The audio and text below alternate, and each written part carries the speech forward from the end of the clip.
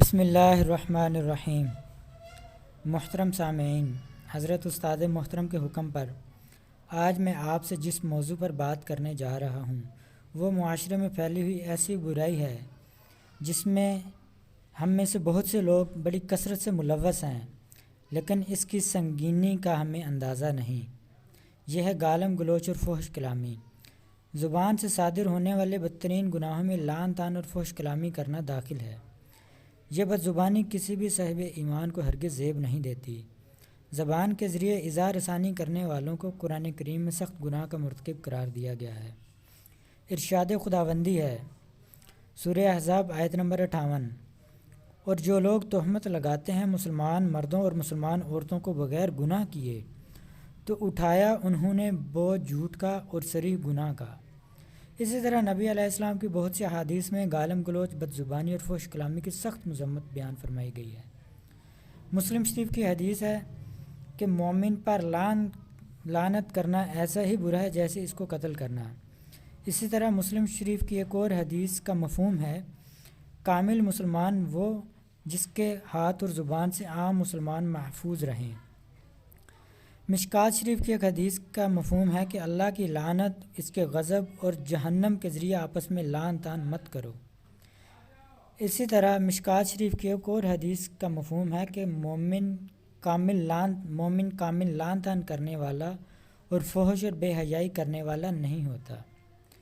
ریاض الصالحین میں ابو داؤد شریف سے ایک حدیث روایت کی گئی ہے جس کا مفہوم یہ ہے کہ جب کوئی شخص کسی چیز پر لعنت کرتا ہے تو اس کی لعنت آسمان کی طرف جاتی ہے، وہاں اس کے لیے دروازے بند ہوتے ہیں، پھر زمین کی طرف اترتی ہے تو اس کے دروازوں کو بھی بند پاتی ہے، پھر دائیں بائیں جانے کا راستہ ڈھونڈتی ہے، اور جب کوئی بھی راستہ نہیں پاتی تو جس پر لعنت کی گئی ہے اس شخص کی طرف آتی ہے۔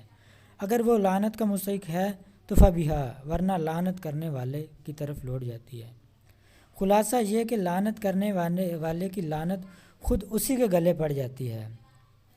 یہودی اپنی خباثت باطنی کی بنا پر جب نبی پاک صلی اللہ علیہ وسلم کی خدمت میں آتے تو بجائے السلام علیکم کہنے کے السلام علیکم کہا کرتے تھے، جس کے معنی ہے موت۔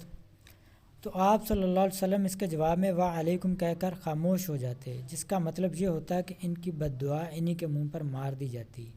لیکن حضرت عائشہ رضی اللہ تعالی عنہا کو یہودیوں کی حرکت پر سخت غصہ آتا اور جواب کے ساتھ ساتھ ان پر لعنت بھیجتیں اور اللہ کے غضب کی بد دعا دیتی تھیں۔ اس پر نبی علیہ السلام نے حضرت عائشہ صدیقہ رضی اللہ تعالی عنہا کو یہ فرمایا، عائشہ ٹھہرو، نرمی اختیار کرو اور سختی اور بد کلامی سے بچتی رہو، اس لیے کہ مقصد اس کے بغیر بھی حاصل ہے، کیونکہ ان کی بد دعا نبی علیہ السلام کے حق میں قبول نہ ہوگی اور نبی علیہ السلام کی بد دعا ان کے بارے میں قبول ہو جائے گی۔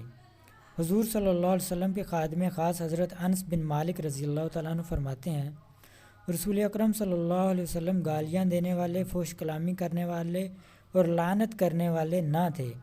زیادہ سے زیادہ ہم میں سے کسی پر عتاب ہوتا تو یہ فرماتے، اس کی پیشانی خاک آلود ہو، اسے کیا ہوا؟ ایک موقع پر رسول اکرم صلی اللہ علیہ وسلم نے ارشاد فرمایا کہ اپنے والدین کو گالی دینا گناہ کبیرہ ہے۔ صحابہ رضی اللہ تعالی عنہم اجمعین نے عرض کیا کہ اے اللہ کے رسول صلی اللہ علیہ وسلم، بھلا یہ کیسے ممکن ہے کہ کوئی شخص خود اپنے والدین کو گالی دے؟ تو آپ صلی اللہ علیہ وسلم نے ارشاد فرمایا، ہاں، یہ اس طرح ممکن ہے کہ وہ کسی شخص کے باپ کو گالی دے، پھر وہ شخص اس کے باپ کو گالی دے، اس طرح یہ کسی کی ماں کو گالی دے اور پھر وہ اس کی ماں کو گالی دے، اس طرح یہ گالی دینے والا خود اپنے والدین کو گالیاں دلوانے کا سبب بن گیا۔ حضرت جابر بن سلیم رضی اللہ تعالیٰ عنہ حضور صلی اللہ علیہ وسلم کی خدمت میں پہلی دفعہ حاضر ہوئے، سلام کیا، تعارف ہوا، دولت اسلام سے مشرف ہوئے، پھر حضور صلی اللہ علیہ وسلم سے کچھ نصیحتوں پر عہد لینے کی درخواست کی۔ رسول اکرم صلی اللہ علیہ وسلم نے کئی نصیحتیں فرمائی، جن میں ایک اہم نصیحت تھی، تم ہرگز کسی کو گالی مت دینا۔ حضرت جابر بن سلیم رضی اللہ تعالیٰ عنہ نے اس نصیحت کو اس قدر مضبوطی سے تھاما کہ پھر مرتے دم تک کسی انسان کو تو کیا کسی جاندار تک کو گالی نہیں دی۔ ایک مرتبہ نبی اکرم صلی اللہ علیہ وسلم کی مجلس میں کچھ لوگوں کو مچھروں نے کاٹ لیا۔ انہوں نے مچھروں کو برا بھلا کہنا شروع کر دیا۔